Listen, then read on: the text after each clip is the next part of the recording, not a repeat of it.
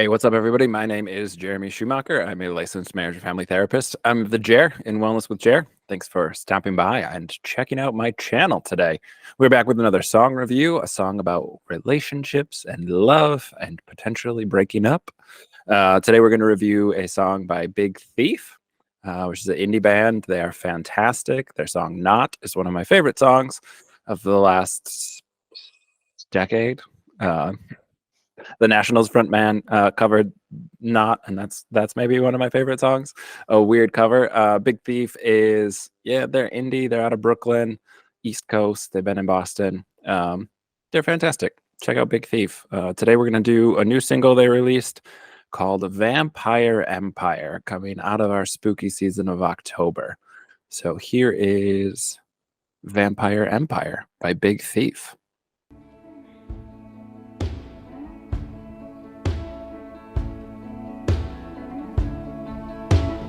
Watching TV, tired, bleeding on the bed. The milk is just expired, all the leaves are dead. I'm not quiet, you've been quiet, just receiving what you said. Reeling, feeding, feeling filled by everything you fed. I see you as you see yourself through all the books you read. Overwhelmed with guilt and realizing the disease.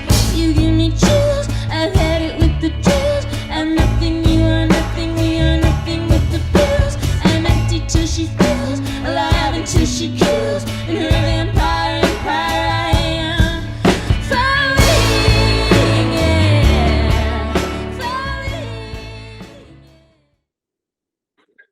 falling. Okay, take a break right there. In the immortal words of Josh Homme, Queens of the Stone Age frontman, so only falling in love because you hit the ground.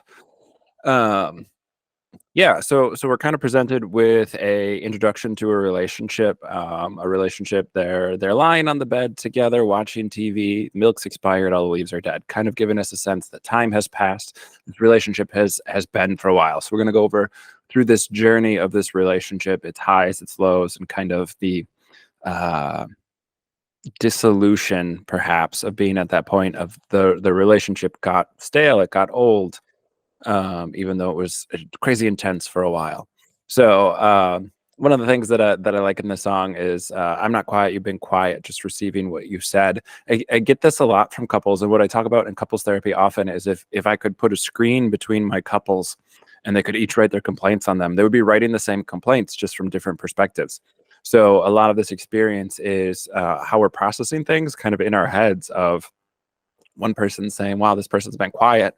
I don't want to bother them or interrupt them or upset them, so I'm going to be quiet. And then that other person's like, wow, my partner's really quiet. And then just receiving what you've said. So I talk a lot about processing speed for couples. This isn't something that you necessarily get tested. There are ways to test it, but this isn't something we kind of travel around with knowledge about if you've not been tested around something like this. So knowing that different people process things at different speeds. So someone might process intellectual information. Let's say you're with an engineer or an accountant. They might process numbers and data really quickly, but they might be very slow to process emotions, where if you were raised much more emotionally intelligent surroundings, or if you're female presenting and you were socialized as a female, you're going to tend to be more socially aware. And so you might process the socials very quickly, but take more time on some of the data type information. So couples, generally speaking, are attracted to people who complement themselves. So two pieces of a puzzle that fit together. The analogy I use is always if those puzzle pieces aren't facing the correct direction, they don't feel like they fit. And so we have to do work to make sure they fit. So part of that is creating space for these different processing speeds and processing what you said. One person might be waiting for an instantaneous response. They want to talk about it right now. It's a problem. We need to fix it. But if that other person is still processing, having that conversation in that moment, it's not going to be helpful. I'm a verbal processor. I do talk therapy. So I like to talk out. And when I hear things in my head, I'm kind of able to, or when I hear things coming out instead of just being in my head, they take on a different form for me. So knowing kind of these things, how you process information, what that speed looks like, how much time your partner takes, and allowing space for these things, knowing that we're going to have a better conversation if each person has the time they need to process things. As an introvert, I love the line, I see you as you see yourself through all the books you read. The introvert being someone who's maybe energized by alone time. They recharge their batteries through ideas like reading books or watching shows, listening to music, whereas extroverts tend to be recharged by social interaction. So I felt very seen with that line. I see you, how you see yourself through all the books you read. Like, I love that. And I think that's a great way to perhaps learn about your partner. Although, again, we're kind of at the point in the song of seeing a relationship that's grown stale. So guilt is a disease. Let's talk about guilt and shame. I think shame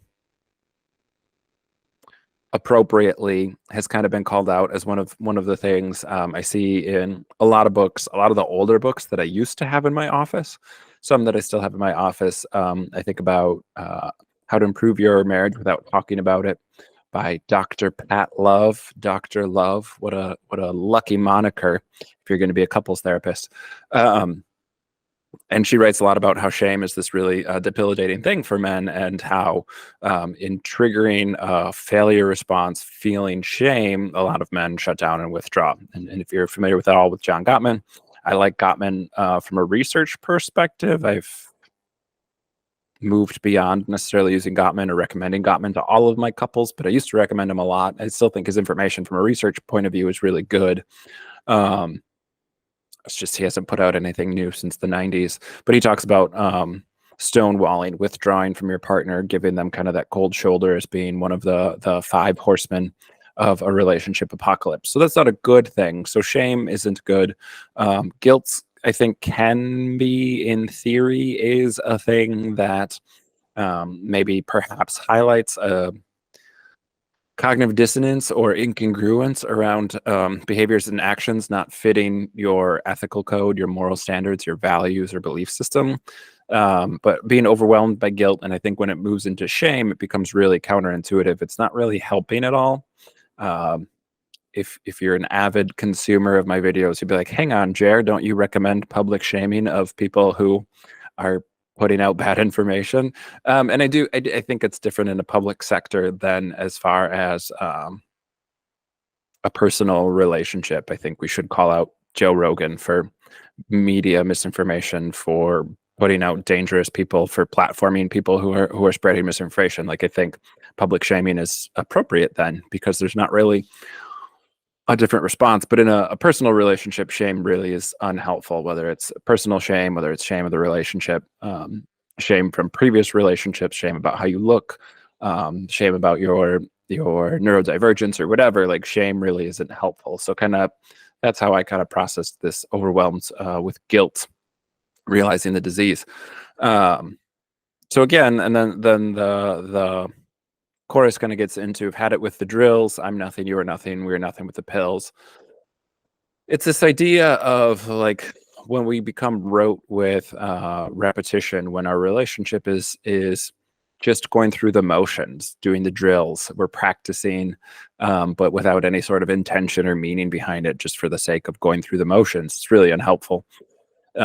There's a relationship where you give me chills. We've had that strong connection. We fell in love, falling, and yet that's not enough to sustain. Like, just the emotion isn't enough to sustain, and the consistency without any emotion isn't enough to sustain. We need both. It's kind of looking at that simplistic view of our brain that is right brain, left brain, emotional brain, and logical brain. And that's inaccurate. It's a wild oversimplification of how our brain is set up, but this idea that we need both. And so I talk about that a lot with healthy, sustainable living, is being intentional in a way where we're acting congruent. Our thoughts, our feelings, our actions are all aligned under our value system. And that leads to a good sense of congruence. When we can share, we can build that with another person. That's really powerful. So maybe missing that intentionality in this relationship, maybe having good actions, but not the thoughts and feelings aren't aligned. So something's going on in this relationship. Let's dig in further with verse 2. I see they're rejecting all your earthly power, protecting and dissecting till you've emptied every hour.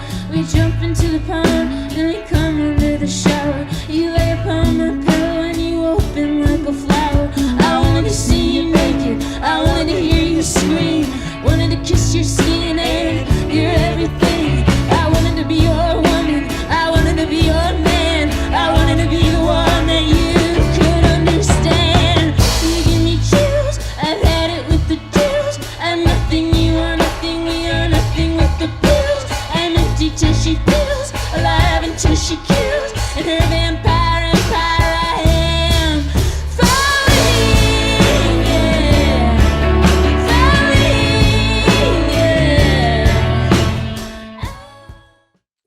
Okay, I'm going to stop there.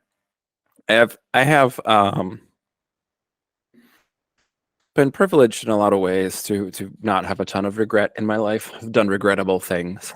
Certainly not free of regret, but one of my big regrets that I look back at is not going to see Big Thief.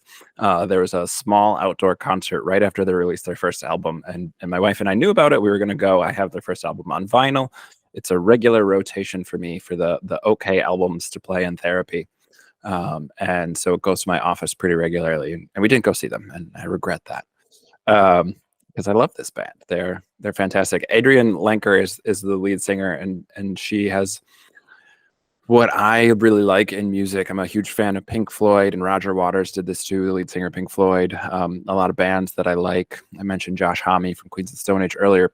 Walking that fine line of like the sanity and insanity, or like you're about to have a breakdown. I love that emotion from a singer, and it's definitely there. There's building anger and frustration in this song.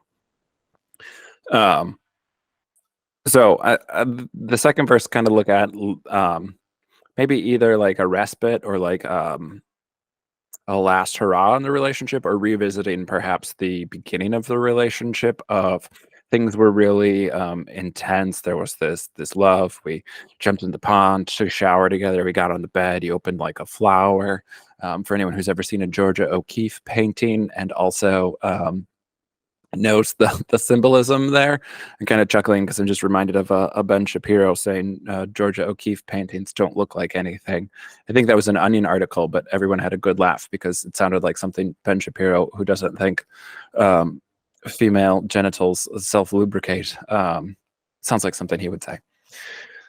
Right-wingers are bad at sex.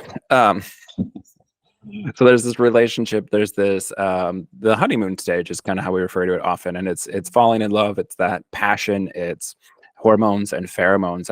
I joke with a lot of my clients that I'm the least romantic marriage therapist out there. I think romance is a weird social premise that's based on inefficiency, and by doing things inefficiently they are more romantic.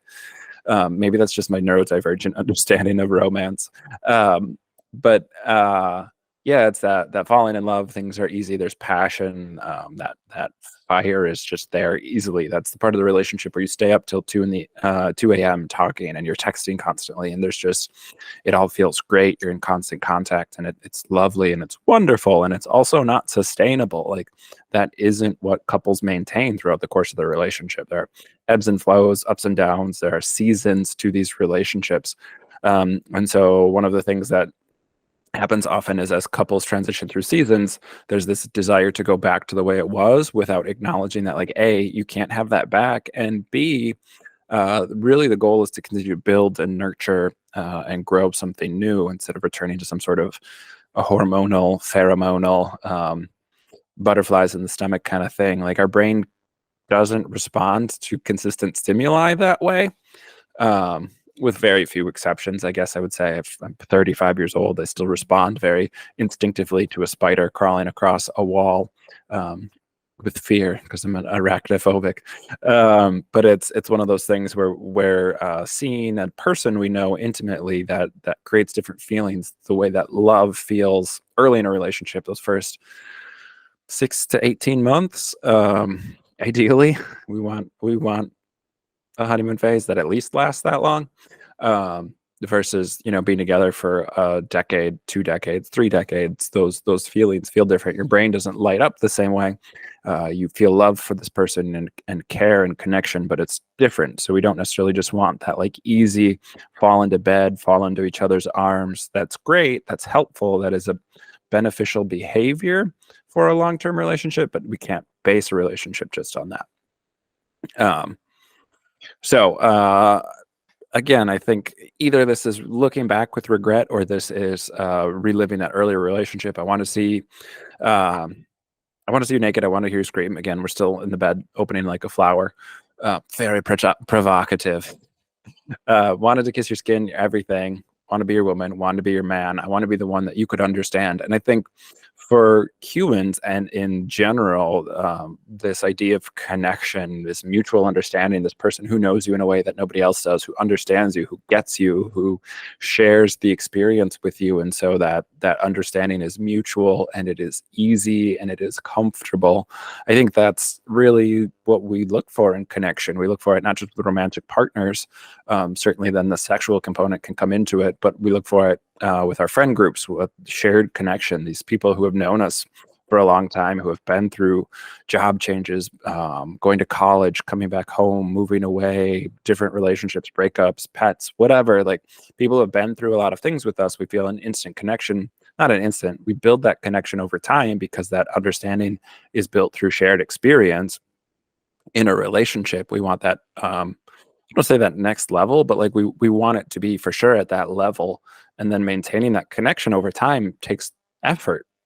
It's work to do that, and if we're not being intentional putting in that work, it doesn't just happen. Again, it becomes kind of formulaic and robotic, devoid of motion, and so that's not what we want.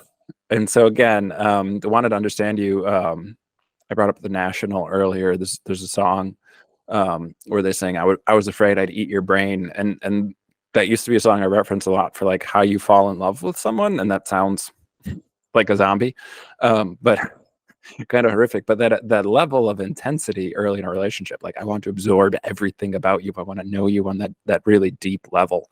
Um, don't eat people.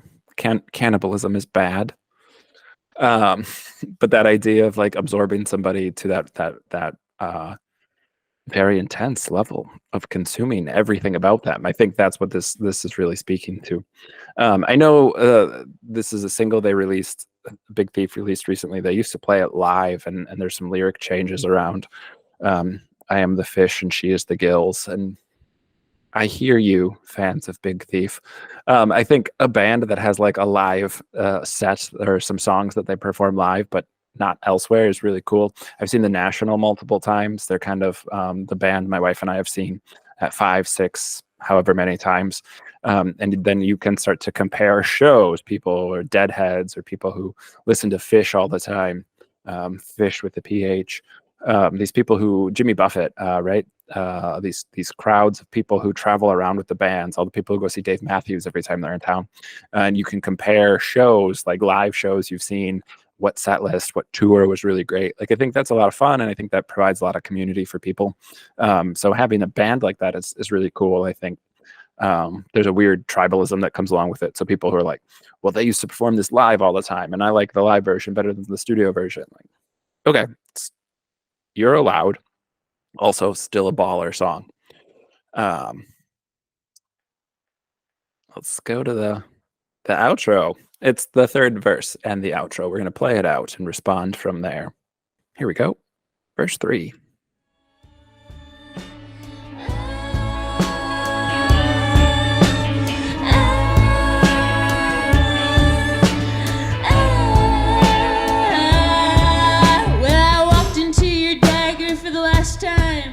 It's like trying to start a fire with matches in the snow, where you can't seem to hold me, can't seem to let me go. So I can't find surrender, and I can't keep control. You turn me inside out, and then you want the outside in. You spin me all around, then you ask me not to spin. You say you wanna be alone, and you want children. You wanna be with me, you wanna be with me now. You give me chills, I've had it with the deals. I'm nothing, you are nothing, we are nothing with the pills. I'm empty till she feels alive until she kills. And her vampire empire I am. Falling, yeah. Falling, yeah. Falling, yeah. Falling, yeah.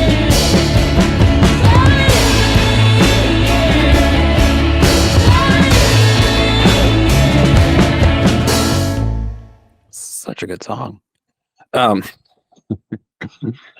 I love the intensity of that build over the song, where she finally loses her cool and starts shout singing. The music gets really kind of discordant, and there's a lot of noise, but it's working somehow. I like this band.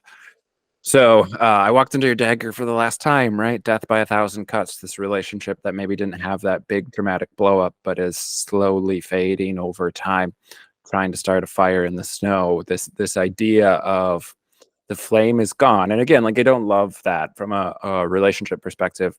Um, Pop culture puts too much emphasis on that initial burst of feelings, which is just hormones and pheromones. Like it is a biological response in your body to a new person. It isn't love. It isn't soulmates. It isn't meant to be. It isn't anything. It's just chemicals interacting.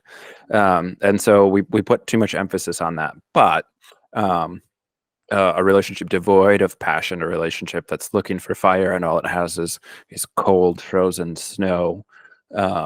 I'm from Wisconsin, so I think the snow can be romantic and wonderful. But certainly that late February, crunchy, dirty snow, you want something warm and nice. That's no good. So this relationship gets to this point. I can't find surrender, and I can't keep control.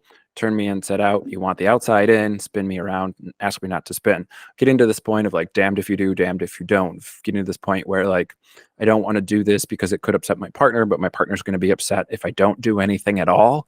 Or, you know, I want to be myself, but I'm scared my partner will reject that, or I'm trying to grow or be healthy, but that's leaving my partner behind. Like these I don't want to say they're just problems for long-term relationships, because I think they can pop up early in a relationship, and that's an indicator if they pop up too early that this is maybe not a good relationship. But it's one of those things where the insanity of it, like the passion leads to unhealth. Like it's not sustainable. I use the words healthy and sustainable a lot in my practice. We want that passion, we want that intensity, we want that deep connection in a way that's fulfilling and meaningful. And again, walking that kind of razor's edge of like genius or insanity, like a really good fit. We're really intense, we're passionately in love, and also we can't stand each other. That's not great. We want to be at a point where it's passionate, and we can stand each other, where it's passionate and we have space and allow for those moments of passion, and also understand that that's not Tuesday night, that's not Thursday morning, that's not 24/7 passion. That's unsustainable. Our brains can't tolerate that. We can't live in that space. But going the other direction where there's no passion, there's no emotion, there's no feeling in it, that doesn't really work either. So you want to be alone, you want children, you want to be with me, you want to be with him. Like we're getting into that interpretive part of the song where we're not really sure what's actually going on here. But again, I'm going to say like, you know, and thinking of terms of like there's an affair, or maybe you're opening up the relationship to try and get that flame back, and then that person's got that new relationship energy, or whatever. Like there are things that could go wrong. You're in a relationship for a while, you want to have kids, the other person doesn't, or you're going back and forth on it. These are things that I think can come up early in a relationship, but can be the breaking point for relationships that have been together for a long time. Or I'll see like relationships where they've been boyfriend girlfriend for a decade but won't get married. So you see kind of these build ups. There it is. Build ups of tension over time for these long term relationships. And again, navigating where there's space for passion, you can rupture and repair some of the lingo we use in relationships, where you can have that passion. You can maybe not have it always be in a positive direction, even, and still have space to be able to navigate it and be functional together, have a meaningful life, a shared space together.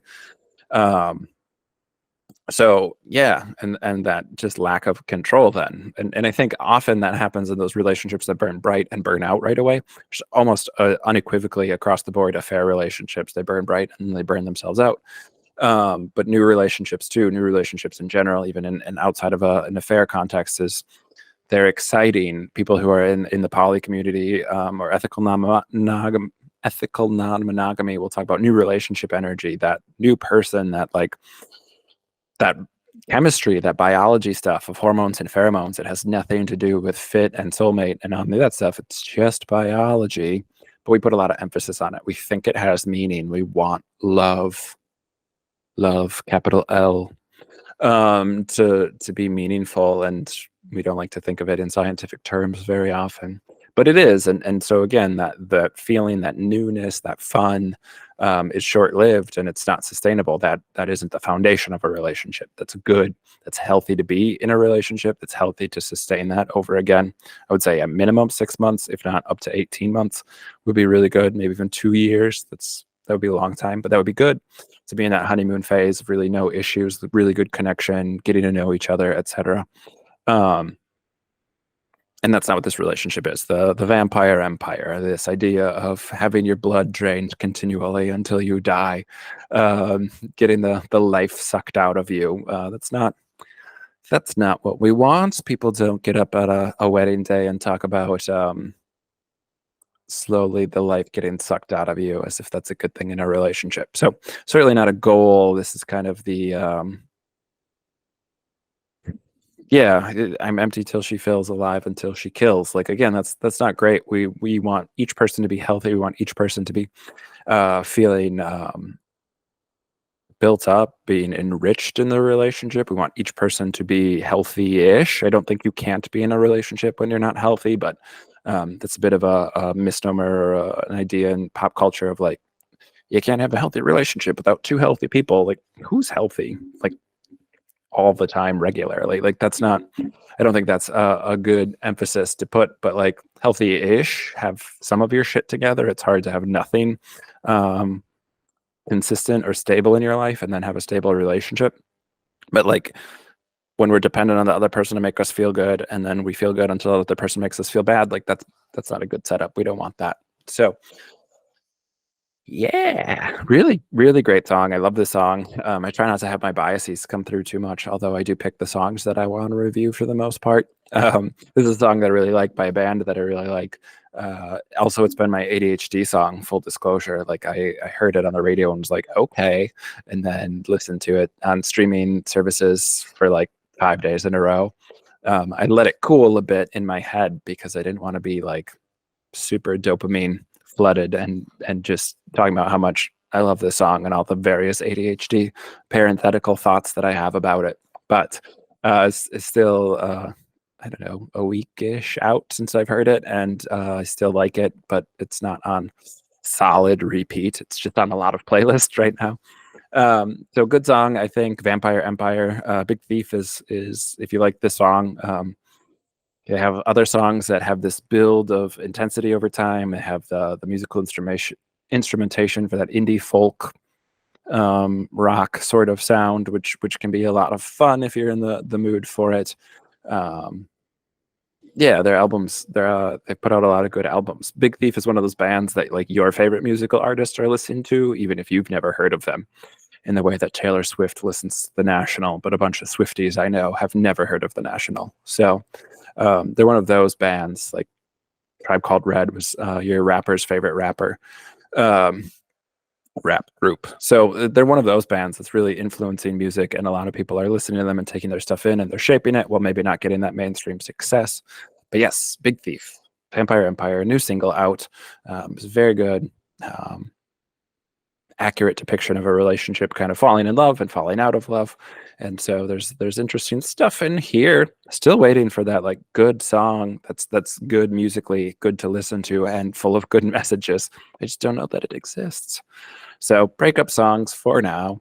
Drop down in the comments, give me a like, subscribe. That helps people find me if they want to work with me. That lets me know what kind of content y'all are interested in. If you've got a song or a show you would like to hear about the mental health aspects or the relationship aspects, drop down in the comments and let me know. All right, everybody. Peace out. Take care.